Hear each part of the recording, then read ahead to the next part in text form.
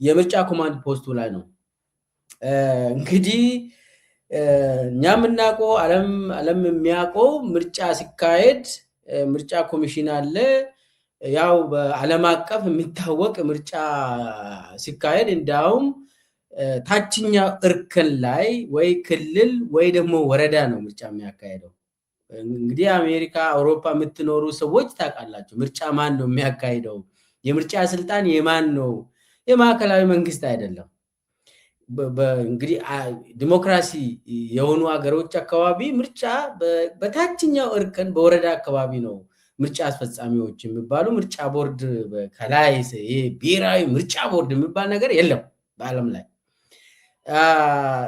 ግን ያው የዓለሙ ለመሰላችሁ ስልጣን ወደ ታች ስለወረደ በወረዳ ደረጃ በክልል ደረጃ ስለሚካሄድ የምርጫ ስልጣን እንዳውም የክልሎች ነው። በውጭ ሀገር በአሜሪካ፣ በአውሮፓ፣ በሁሉም ዲሞክራሲ የሚባሉ አሁን ምርጫ ቦርድ እንግዲህ የኢትዮጵያ ምርጫ ቦርድ ደግሞ አለ፣ ብሔራዊ ምርጫ ቦርድ ነው። ያ ምርጫ ቦርድም ዛሬ ላይ ስልጣኑ ተሽሮ ሙሉ በሙሉ ያ የምርጫ ቦርድ ስልጣን ተወስዶ ለኮማንድ ፖስት ተሰጠ። አብይ አህመድ ኮማንድ ፖስት አቋቋመ፣ የምርጫ ኮማንድ ፖስት ብሎ። የምርጫ ኮማንድ ፖስቱ ያው ከላይ በአብይ ነው የሚመራ። አባላቱ በቀጥታ መከላከያ ሰራዊት ናቸው ሙሉ በሙሉ የሚቆጣጠሩት። ፌደራል ፖሊስ አለ፣ ብሔራዊ ደህንነት አለ፣ ኢንሳ አለበት፣ አርቲፊሻል ኢንተለጀንስ ምናምን ምን እንደሚሰሩ አይታወቅም እና ወርቁ ጋቸናም አሉበት። የክልል በተለይ ደግሞ የኦሮሚያ እና የአማራ ክልል ፖሊስ ኮሚሽነሮች ያሉበት፣ የሁለቱ ክልሎች ርዕሰ መስተዳደራት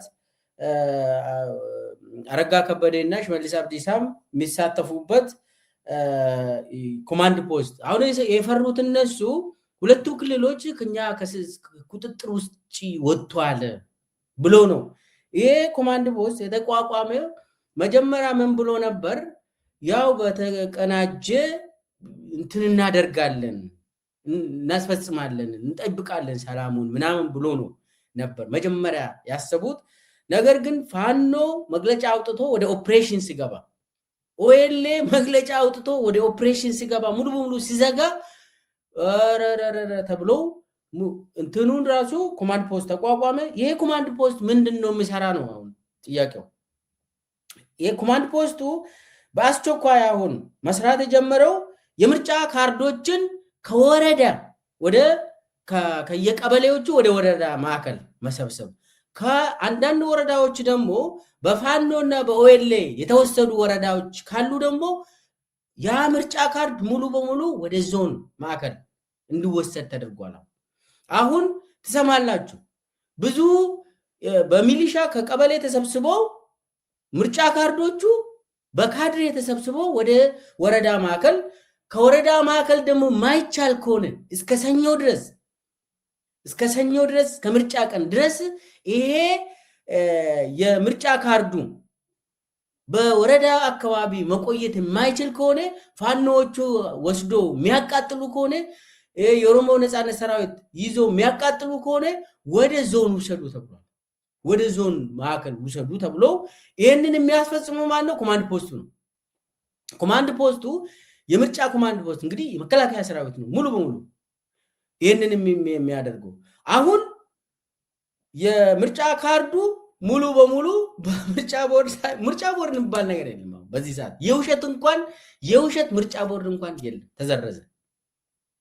አሁን ያለው መከላከያ ሰራዊት ነው ሙሉ በሙሉ የኮማንድ ፖስቱ ነው የተቀበለው። ኮማንድ ፖስቱ እስከ ምርጫ ድረስ የምርጫ ካርዶችን ሙሉ በሙሉ ተረክቧል። በአሁኑ ሰዓት ምርጫ ቦርድ አይ እኔ እጅ ነው ያለ ምርጫ ካርዶች በእኔ እጅ ናቸው ያሉት ማለት አይችልም። በዚህ ሰዓት ኦልሬዲ ተሰብስቦ በመከላከያ፣ በፖሊስ፣ በፌደራል ፖሊስ፣ በክልሎች ፖሊስ፣ በሚሊሻ ተሰብስቦ በመከላከያ እጅ እንዲገባ ተደርጓል። አሁን እና ብሔራዊ ደህንነት እንዳውም ዛሬ መግለጫ አውጥቷል በፌዴራል ደረጃ። ይሄ ፌዴራል ደረጃ ሁለቱ በተለይ መከላከያ ሰራዊት ብርሃኑ ጁላ የሚባል እሱና ደመላሽ ገብረ ሚካኤል ሁለት ሆነው መግለጫ ያወጡት እነሱ ያወጡት ያው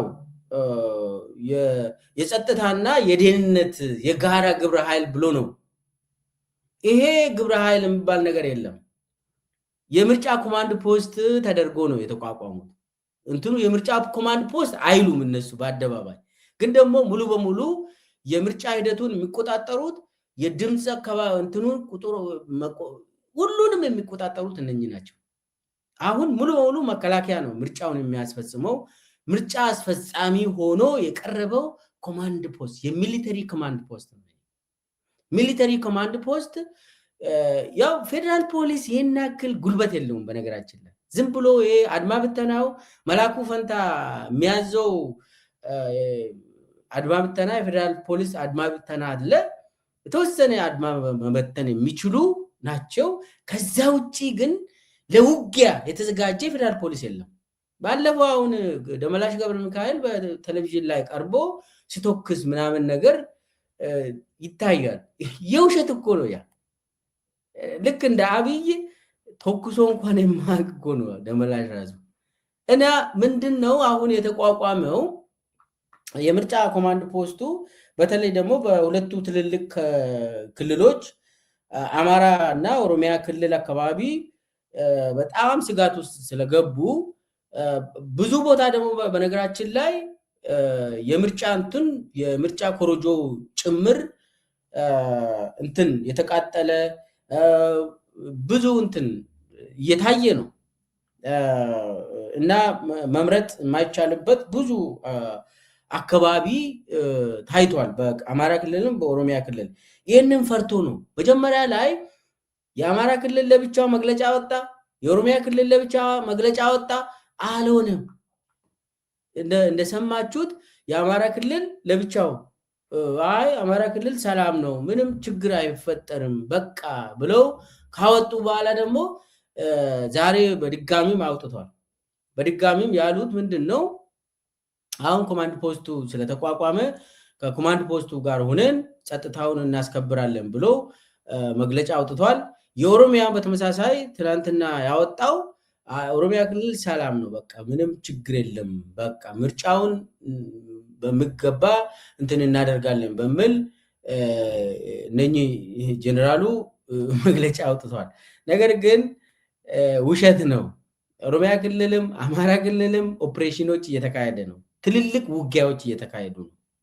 ምናቀው ትልልቅ ውጊያዎች እና ደም አፋሳሽ የሆኑ ውጊያዎች እየተካሄዱ ነው በሁለቱም ክልሎች።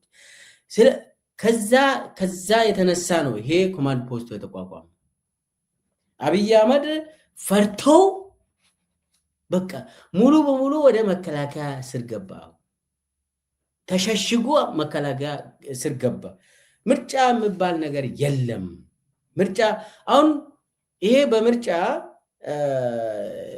እንግዲህ ምርጫ ማለት ሰላማዊ ምርጫ፣ ፍትሃዊ ምርጫ፣ ዲሞክራሲያዊ ምርጫ ነው አይደለም የሚባለው። የአብይ ምርጫ ሰላማዊ ነው ወይስ ፍትሃዊ ነው ወይስ ዲሞክራሲያዊ ነው?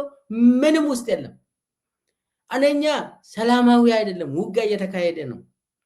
ራሳቸው ያመኑት ውጊያ አለ። በነገራችን ላይ እነ አብይ እና ይሄ ኮማንድ ፖስቱ ያመነው ውጊያ አለ። አሁን ዛሬ ያመኑት አንድ ውጊያ እንትን ኢቲቪ የዘገበው ያው የጦር ኃይሎች ጠቅላይ ኤታማዦር ሹም ፊልድ ማርሻል ምናምን ብርሃኑ ጁላ እንደገለጹት ብለው ምርጫውን እንትን ለማድረግ ለማወክ ጥረቶች ነበሩ፣ ግን ደግሞ አከሸፍን ምናምን የሚል መግለጫ አወጡ። አከሸፍን ይላል። ከዛ ወረድ ብሎ ደግሞ በመግለጫቸው ማንበብ ትችላላችሁ። ከዛ የተቀረውን ደግሞ የምርጫ ሂደቱን ኮማንድ ፖስቱ በቁጥጥር ስር አውለው እንደዚህ እንቀጥላለን ምናምን የሚል መግለጫ አውጥቷል። ይሄ ምን ማለት ነው? ይሄ ምን ማለት ነው? አሁን በአንድ በኩል አመኑ፣ ውጊያ እየተካሄደ ነው። እነሱ ጸረ ሰላም ምናምን ያሉት ምርጫውን ለማሰናከል አንዳንድ እርምጃ ቢወስዱም አልተሳካላቸውም የሚል መግለጫ ወጡ። ምንድን ነው ይሄ? አንደኛ ይሄ ምርጫ ዋጋ እንደሌለው ህዝቡ በተደራጀ በታጠቀም ባልታጠቀም አርምድ ኦር ናት እምቢ ያለ ነው ብለው አመኑ። አድሚሽን በራሳቸው አድሚት ያደረጉት አብዛኛው የኢትዮጵያ ክፍል ምርጫውን እምቢ ያለ የሚል መግለጫ ነው።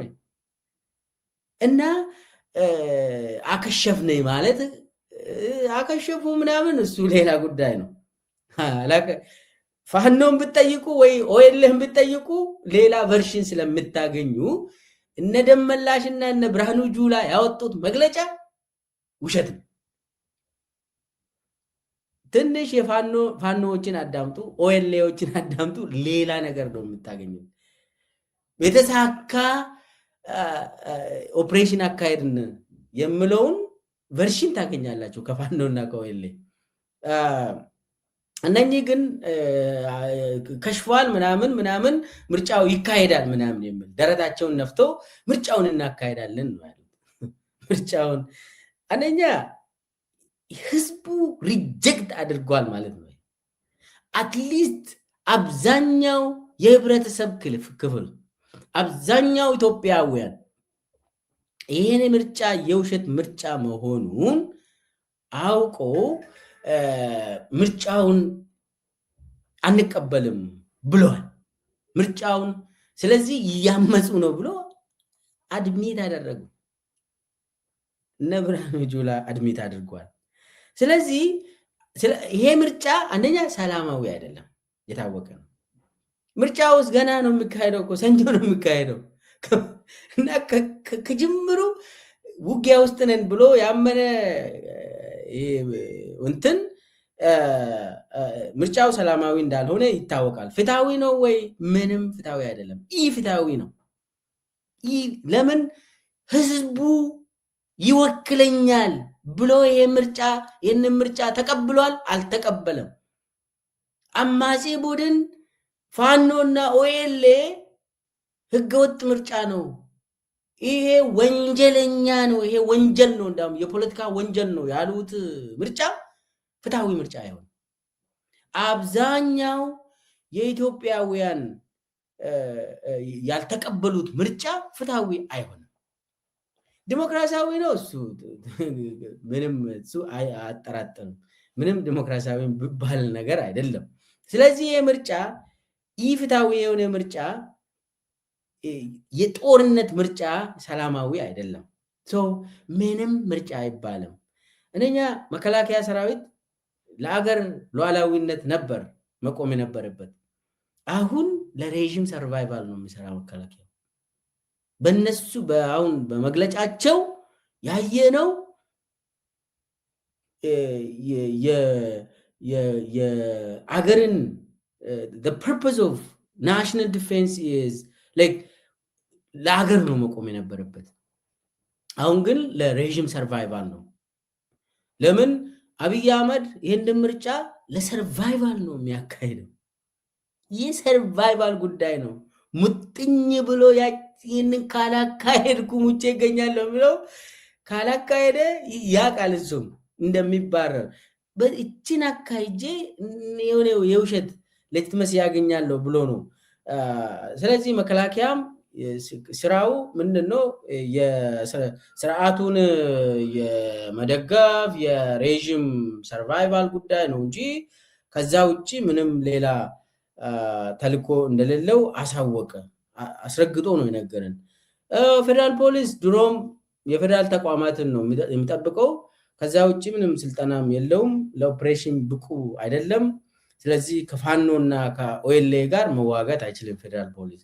የክልሎችም ከዛ በታች ስለሆኑ እነሱ ደግሞ ሚሊሻና የክልል ደግሞ በጣም አደጋ ውስጥ ነው የሚገቡት።